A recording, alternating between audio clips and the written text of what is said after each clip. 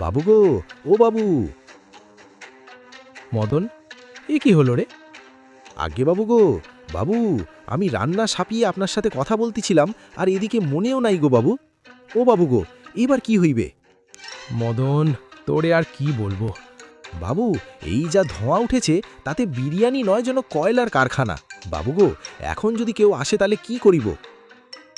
আরে দাদা, আমাকে 1 প্লেট বিরিয়ানি দিন তো। অনেক দিন গণেশদার দোকানের বিরিয়ানি খেয়েছি, এখন আপনার দোকানের বিরিয়ানি একটু খেয়ে দেখি। দিদি, আজকে বিরিয়ানি নেই, তবে আজকে একটা স্পেশাল রান্না আছে, সেটা হলো ধোঁয়ানি। সে কি? আরে এটাই তো স্পেশাল, মাংসের বিরিয়ানির বদলে ধোঁয়ানি বিরিয়ানি। হ্যাঁ, তাই তো দেখছি। ধোঁয়াটা ঠিকই আছে, কিন্তু খাবারটা কোথায়? আসলে রান্নাটা ধরে গেছিল তো তাই।